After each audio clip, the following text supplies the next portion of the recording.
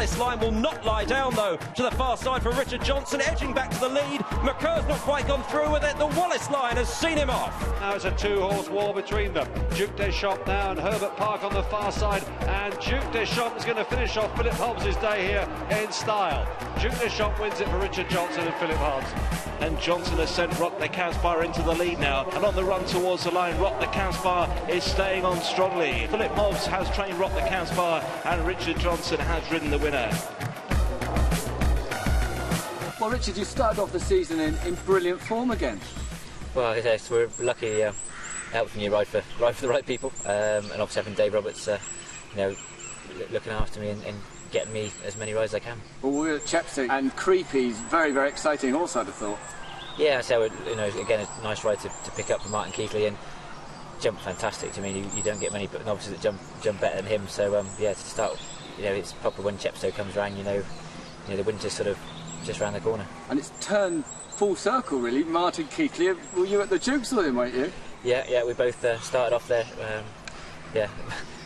Shoveling muck and riding out. So it's been a long time, but no, it's been nice to ride for Martin, and like you said, there's an amazing amount of people who come from the Dukes, whether it's training or jockeys. They've all done well. Tell us what it was like working there. I mean, it was a real academy, wasn't it? Yeah, I think it's hard these days to find anywhere similar. There was a great bunch of lads, from older lads to younger lads coming through, and if you're a younger lad, you got all the nice jobs, and but it was a real team effort, and whether it was working with the horses or after work, there was football or there's always things on, and the Duke himself was fantastic to work for. He educated us, but also he likes to see young people having fun and enjoying himself as well, so it was a two-way thing, really. He was a hard man though, wasn't he? He was a hard man with the horses. He had his way of doing it, but actually he was proved right most of the way. His way was probably usually the right way. I think it's instead, or a lot of us started off the right way, and like you say, there's jockeys and trainers have come out of there and followed his example, really. And Alan King was assistant? Alan was assistant, and again, when he took over from the Duke, I was obviously in the lucky position that I could ride for him, and again, even in full circle, I've obviously, because Wayne Hutchinson and Chock have been out through injury, I've had lucky enough to ride for Alan again this summer. Did you go there straight from school then? You were at 16 when you went to the Dukes? Yeah, I was 16. I think my teachers probably thought that realistically doing A-levels was probably a bit of a waste of time. Were you any good? What qualifications have you got? I've got some GCSEs. Believe it at that. No, I think I definitely did 8, but yeah, I was never going to be an academic student. Willow, our little girl now, she's 6 and she seems to be doing really well at school. She obviously gets that from Fiona because it was a bit lost on me. I enjoyed the sport, and school was a bit of a chore. But again, for me, in a way, going to work for Duke at 16, I learned probably as much going there then, and like you say, because he was a bit like a headmaster stroke mentor for whether you were going to be a stable lad or a jockey. He was a very good man to work for. As they come to the last, Billy Goat Gruff just the leader. Twin Rainbow on the near side, DL the far side. Billy Goat Gruff is over. DL is the forward. So racing into the closing stages, Twin Rainbow on the near side comes to tackle Billy Goat Gruff. These two fight it out as they race up towards the line. Billy Goat Gruff on the far side of Twin Rainbow, and Billy Goat Gruff is going to win it as they go to the line. Billy Goat Gruff wins it for David Nicholson and Richard Johnson. Did you first rode in point to points? First rode in point to points.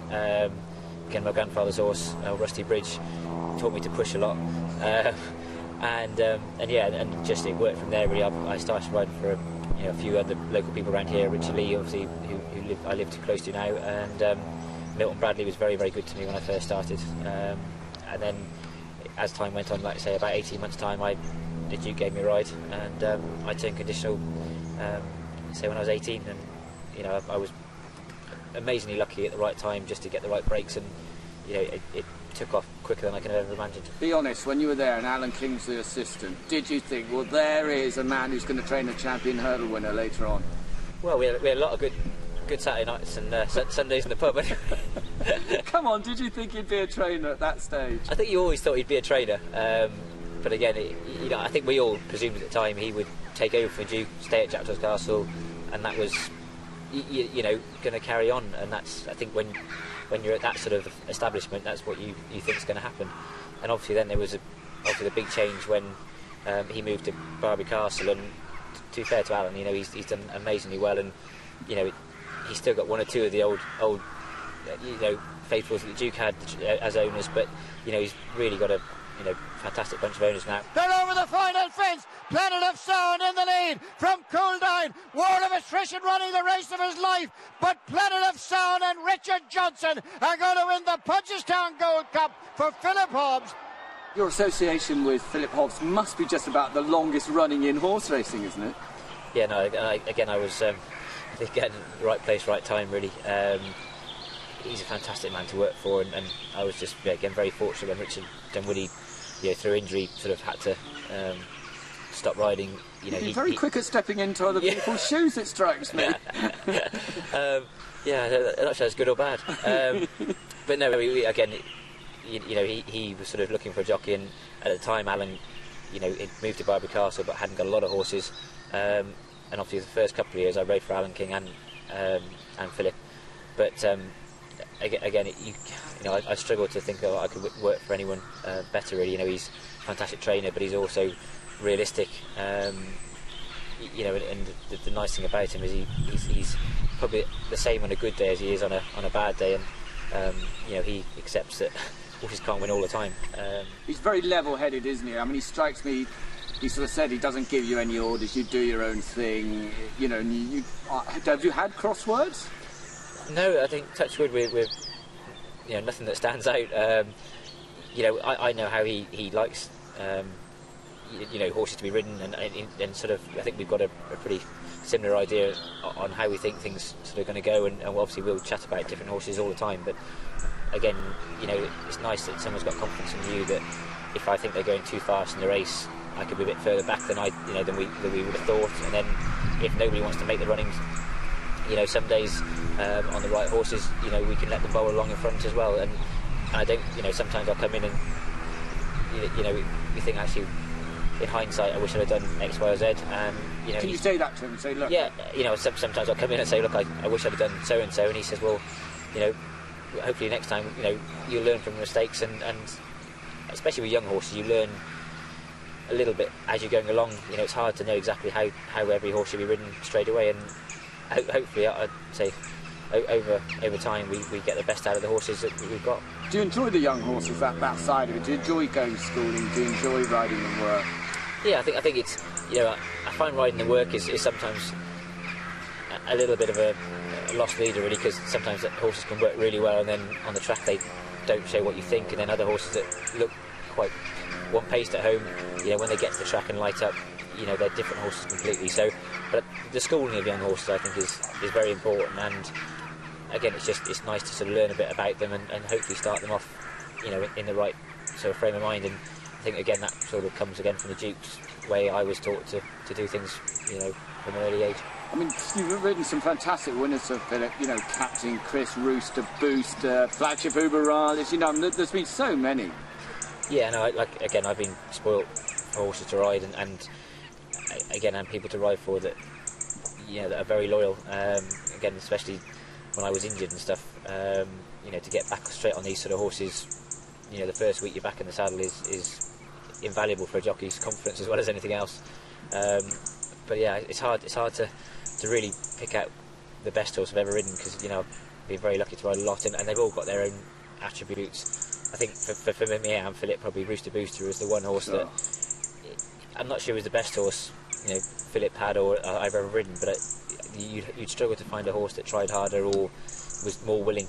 Sometimes he was too willing. He wanted to do it all as fast as possible, but he was, I think he was a superstar for me and Philip, and especially, you know, all those years ago. You know, he definitely sort of really cemented our relationship. But he was an exposed handicapper, wasn't he? Then just suddenly, he's a champion hurdler. It's incredible. Yeah, I think me and Philip kept moaning about, and Terry Warner, the owner, kept, you know, criticising the handicapper, saying, well, he never gives him a chance. He keeps putting him up, but he's not winning.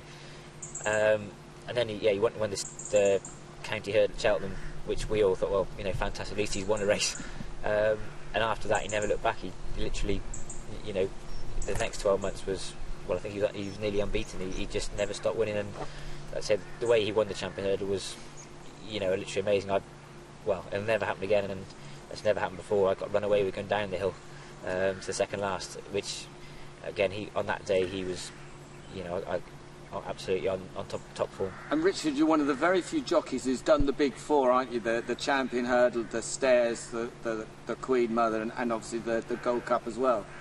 Yeah, again, you know, it probably started off as well. It was one of my most memorable horses in Ansdon. I remember that. It was the Duke's last year training.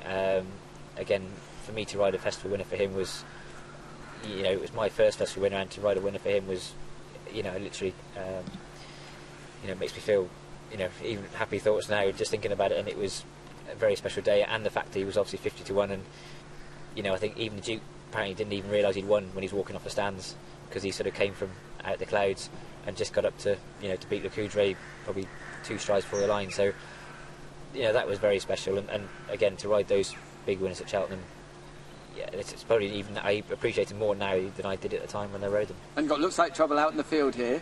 Yeah, he's here, obviously trained by my father-in-law, and you know, Fiona rides him most days. You know, we both take him hunting a bit, and he's 24 now, but you wouldn't think it. He's you know, he's just a fantastic horse to have around.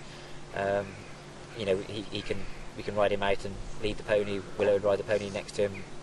You know, he's a gentleman, and he is probably one of the best I ever rode. You know, he had so much natural talent. You know, unfortunately his legs probably didn't last. You know, he could have done more than he did, but yeah, a Gold Cup is what everybody wants to win.